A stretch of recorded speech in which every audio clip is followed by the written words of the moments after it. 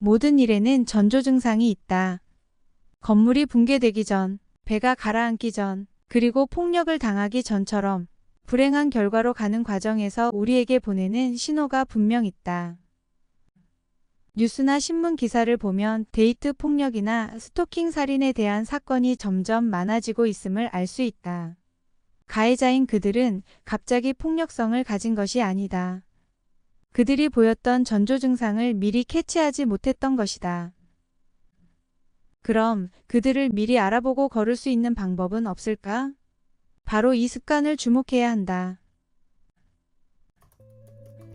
안녕하세요. 공감본부입니다. 영상을 찍는 지금 밖에는 눈이 내리고 있네요. 이제 곧 더 추워질 생각에 마음도 괜히 심란해지는 것 같습니다. 오늘은 현재 사회적으로 논란이 되고 있으며 점점 더 심각성이 커지고 있는 데이트 폭력에 관한 인사이트를 전달드리려고 하는데요. 데이트 폭력이란 연인 관계에서 일방적으로 한 명의 가해자가 상대방에게 반복적인 폭력을 행사하는 것을 말하죠. 그렇다면 이런 데이트 폭력을 미리 예방할 수는 없는지 폭력 전에 보이는 전조 증상에 대해 알려드리도록 하겠습니다. 구독과 좋아요는 영상을 제작하는 데 큰 도움이 됩니다. 연애 초반이나 결혼 전 연애 시절에는 일명 콩깍지가 씌인다. 모든 면이 다 좋아 보이고 특히 자기 주도성 강한 모습이 리더십과 추진력으로 비춰진다. 따라서 그들의 폭력성 전조 증상을 그냥 지나치는 경우가 많다. 관계가 더 깊어지기 전 폭력성을 알아보기 위해 꼭 주목해야 할 습관이 있다. 바로 운전 습관이다. 운전은 그 사람의 됨됨이나 다른 사람을 대하는 태도를 알아볼 수 있는 좋은 수단이기 때문이다.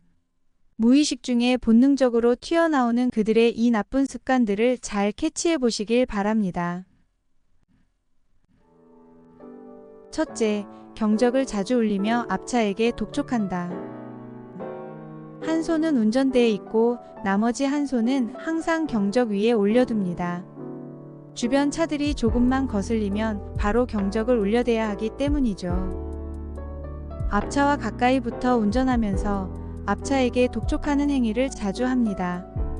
앞차 입장에서는 뒤에서 흉기를 들이대는 것 같은 굉장한 위협을 느끼게 되죠. 성격이 급하고 참을성이 없다는 것을 뜻하며 상대방을 자신의 의지대로 조작하려는 의지나 통제하려는 욕구에서 나오는 행동입니다. 둘째, 창문 열고 소리친다.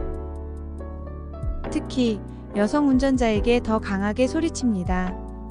김 여사, 집에 가서 밥이나 하지? 운전을 못하는 여성 운전자에게 비꼬는 말로 유명했죠.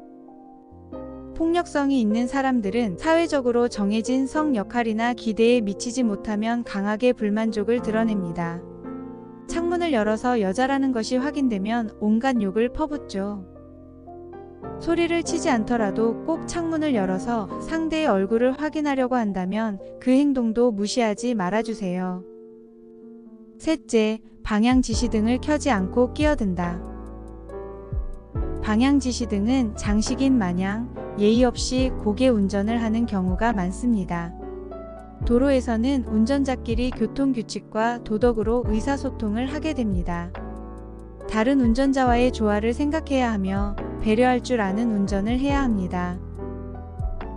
이렇게 상호 간의 의사소통이 원활하지 않는 사람은 갈등을 조장하고 결국 폭력성까지 이어지게 되는 것이죠. 함께 차에 탔을 때 방향 지시등을 잘 켜고 다니는지 유심히 관찰해 보세요. 그 외에도 안전벨트 미착용, 욕하기, 과속운전, 음주운전, 보복운전 등의 난폭 운전자는 충동적인 행동을 통제하지 못하는 사람입니다. 폭력을 행사할 가능성이 현저히 높아지죠. 다른 상황 볼 것 없이 그냥 그날로 헤어지는 게 답입니다.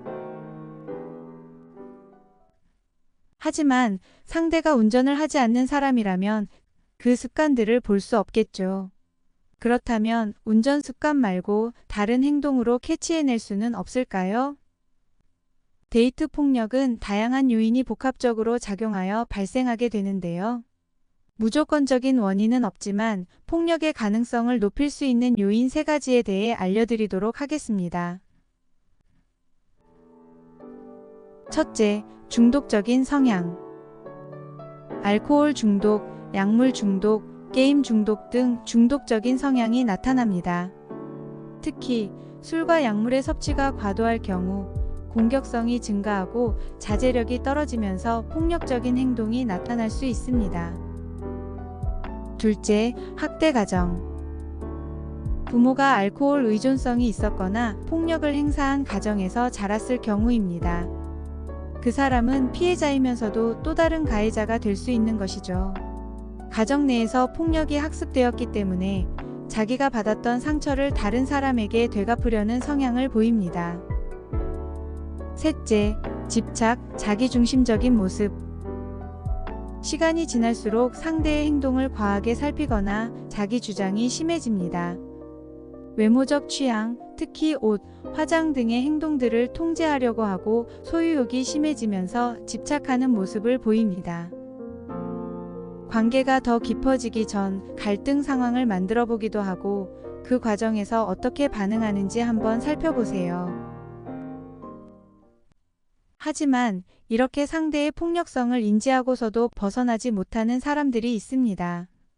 어떤 성향의 사람들일까요? 1. 외로운 사람.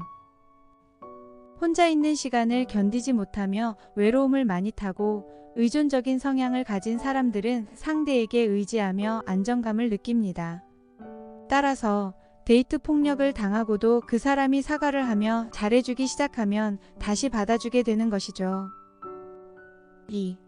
익숙한 것이 좋고 변화가 싫은 사람. 새로운 환경이나 변화가 두려운 사람들입니다. 특히 사람에게 적응하는 시간이 오래 걸려서 지금 곁에 있는 그 사람을 놓지 못하는 경우가 많습니다. 3. 스톡홀름 증후군. 피해자가 가해자에게 동조되고 애착관계가 생겨 가해자를 변호하는 비합리적인 현상을 뜻합니다.